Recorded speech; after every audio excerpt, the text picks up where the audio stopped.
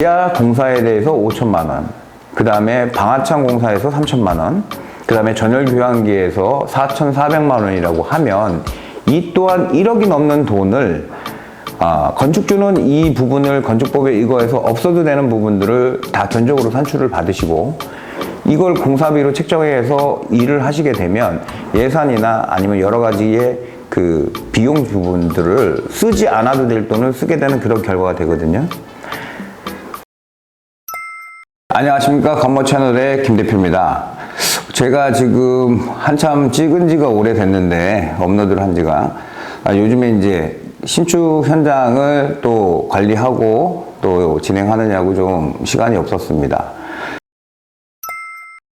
기다렸다가 하시려고 하시는 분들이 지금 늦게나마 이제 시작해도 되겠다, 지금이 시작하는 게 훨씬 더 이득이겠다 생각하셔갖고 문의를 많이 주시는데요. 근데 문의를 주실 때 이제 여러 가지 이제 문제점 중에 이제 계속 반복되는 부분들이 있어서 제가 오늘 촬영을 진행하게 되었습니다. 문제는 뭐냐면 지금 건축주들께서 지금 건축비가 많이 올라갔기 때문에 내가 공사비를 어떻게 진행해야 되는지를 잘 모르시는 분들이 많아요. 그래서 대부분이 설계를 하고 인허가를 받고 난 다음 그 설계된 도면을 가지고 각 해당 건설사들한테 이제 도면을 주고 견적을 받으시는 경우가 많거든요. 근데 내가 지금 보유하고 있는 자본이나 아니면 유동성 있는 자금을 책정을 해 놓으시고 그 책정한 비용에 맞춰서 시공사들을 선정하는 과정에서 내가 지금 책정한 금액과 지금 건설사들이 나오는 이 견적 금액이 맞질 않기 때문에 이 금액을 맞으려고 아니면 이 금액에 맞춰 하시는 건설사들을 찾으려고 엄청나게 많은 건설회사를 돌아다니시기도 하거든요. 근데 한 사례자가 이제 저희한테 오셨어요. 자기의 예산 소요는 15억에서 16억 미만이다. 근데 이 공사를 하기 위해서 건설사들을 여러 가지 많이 돌아다니고 했는데 뭐 돌아다니셨다고 하더라고요. 근데 문제는 뭐냐면 처음부터가 잘못되어 있었어요. 그러니까 저희가 견적을 내면 물량이나 아니면 도면에 근거해서 모든 도면에 표기됐던 내용을 견적으로 산출합니다, 건설사는. 근데 이 설계 도면에서 이것들이 지금 인허가 과정에서 이 허가가 난 도면이라고는 하지만 그 부분이 설계 자체가 원래 건축법에 의거해서 들어가고 안 들어가고에 대한 내용을 정리해 놓지 않는 상태에서 이거를 각 해당 건설사에다가 의뢰를 하시면 그 부분이 다 견적 금액으로 산출된다는 것을 잘 모르시는 것 같아요. 건설사는 기준이 될 수 있는 건 도면밖에 없습니다. 이번에 오셨던 건축주님 사례를 보면 저희가 이제 자료 화면으로 그 부분을 말씀을 드리겠는데요. 제일 중요한 거, 도면에 표기되지 않아도 돼야 될 부분을 도면에 표기해서 그게 다 공사 금액으로 책정됐던 부분들이 있어요. 자, 1번적으로는 그분은 지하를 파시는 공사를 하기로 했어요. 근데 문제는 뭐냐면 지하를 팔 때 보통 인접대지에 있는 건물이 있는 쪽에는 CIP 공법이라는 거를 적극적으로 권장하고 있습니다. 제일 안정성 있는 시공 방법이기 때문에. 근데 저 같은 경우에는 인접 대지는 CIP로 진행을 하지만 인근 도로와 밀집되어 있는 접한 부분들에 대해서는 토리판이라는 시공 방법을 선택하는 게 저는 합리적이라고 생각합니다. 왜냐하면 CIP는 옆에 집에 이 지하 부분이 있는 부분을 완벽하게 보강해 줄 수 있는 공법이지만 도로는 솔직히 건물이 없기 때문에 도로의 유실이나 이런 것들에 대한 이 막는 역할에 대한 이 방법을 취해 주는 게 가장 적절하기 때문에 토리판으로 해도 별다른 문제가 없습니다. 근데 이 의뢰자께서는 전부 CIP 공법으로 해서 이 도면을 만드셨기 때문에 이 부분이 심의를 통과해서 되돌릴 수 없는 상황이기 때문에 그거에 대한 건축비가 엄청나게 많이 상쇄를 했고요. 그 건축비를 줄이고자 하면 CIP에서 토리판으로 변경됐다면 5천만 원이라는 돈을 절약할 수도 있었습니다. 그런 과정이 있었고 또 한 가지는 뭐였냐면 이 건물은 7층짜리 건물이었지만 7층짜리 6층 이상일 때는 소방 관련 법에는 스프링클러가 각 세대에 설치되게 되어 있습니다. 그래서 소방법에는 스프링클러가 설치가 되면 이 인접대지 1.5m 이내에 창들에 대해서 방화창 설치를 할 의무가 없습니다.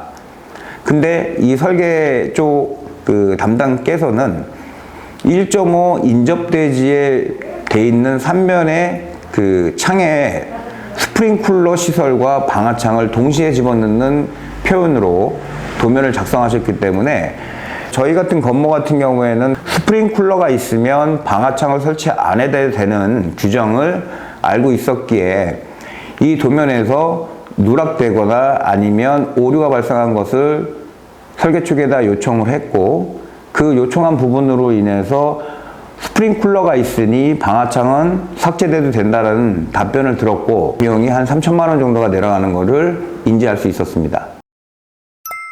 또 한 가지가 있었던 게 뭐냐면 도면에 표기된 것 중에 이 각 세대에 요즘에는 결로나 아니면 이 세대에 이 공기를 순환해 주는 전열 교환기가 설치가 되는 걸로 설계가 돼 있었으나 관련 법에는 30가구 이상일 때 이 해당 건물의 이 그 공기 순환이나 이런 것들의 역할을 위해서 의무적으로 30가구 이상일 때는 전열 교환기가 설치되는 게 관련 법인데 이 집은 최대 맥시멈으로 나올 수 있는 세대가 12세대밖에 안 되기 때문에 이 전열 교환기를 설치하지 않아도 될 건물인데 설계 쪽에서 전열 교환기를 그 도면에 표시하기 때문에 그게 다 견적 금액으로 산출된 것을 알 수 있게 되었습니다.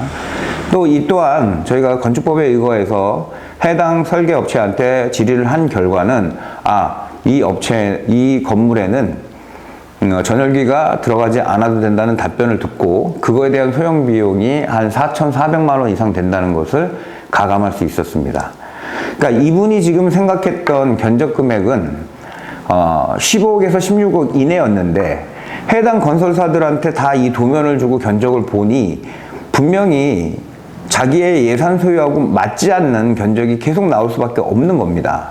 그랬을 경우에 보통 제가 지금 줄여든 금액만 산출한 본다고 해도 지하 공사에 대해서 5천만 원, 그 다음에 방화창 공사에서 3천만 원, 그 다음에 전열 교환기에서 4,400만 원이라고 하면 이 또한 1억이 넘는 돈을 건축주는 이 부분을 건축법에 의거해서 없어도 되는 부분들을 다 견적으로 산출을 받으시고 이걸 공사비로 책정해서 일을 하시게 되면 예산이나 아니면 여러 가지의 그 비용 부분들을 쓰지 않아도 될 돈을 쓰게 되는 그런 결과가 되거든요.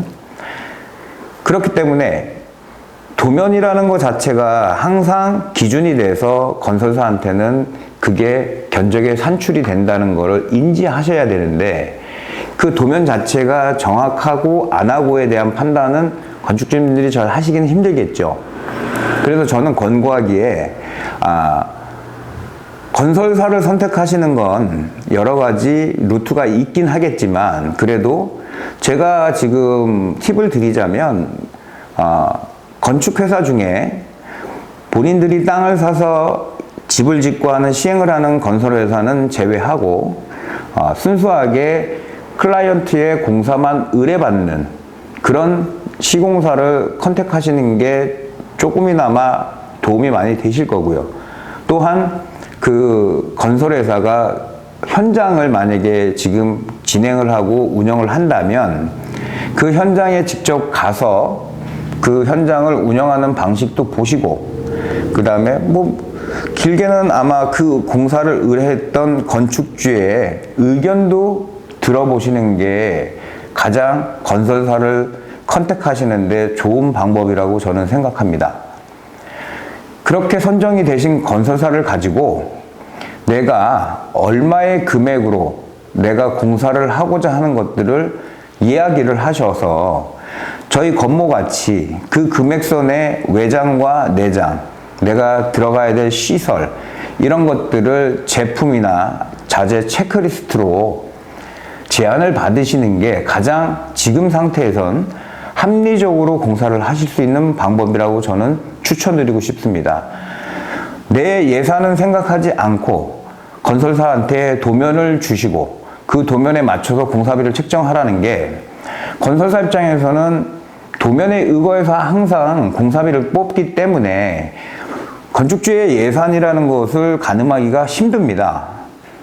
그렇기 때문에 거기에서 나오는 기준점이 되는 금액을 가지고 이거보다 내 예산에 맞는 싼 업체를 계속 찾으시다 보면, 저예산으로 공사를 한다는 업체들이 이제 저가시공사, 한마디로 말해서 낚시거리를 하시는 그런 실적이 없는 건설사들을 만나게 되고, 그로 인해서 피해를 보시는 사례를 저는 많이 보고 있습니다. 모든 건축주분들한테 말씀드리지만, 건설회사가 짓기도 하지만 건축주와 함께 짓는 거라고 생각합니다.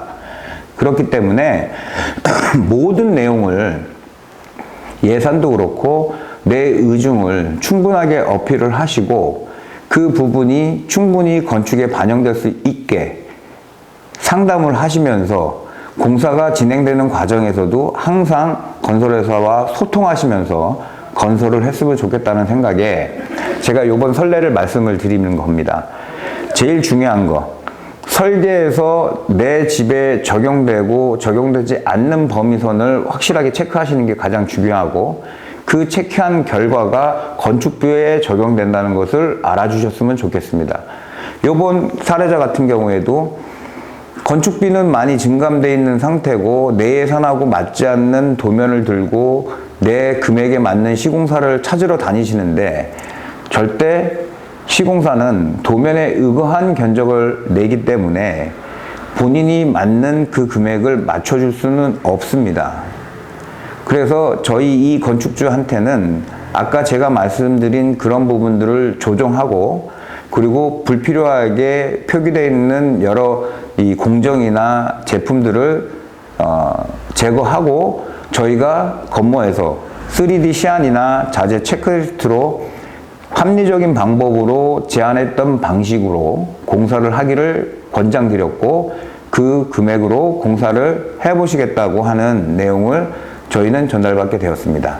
그러니까 저희가 이거 말고도 여러 건의 공사가 계속 이런 형식으로 들어왔기 때문에 제가 바쁜 와중이라도 이거는 좀 알려드려야겠다 생각을 해서 지금 촬영을 진행하고 있고요.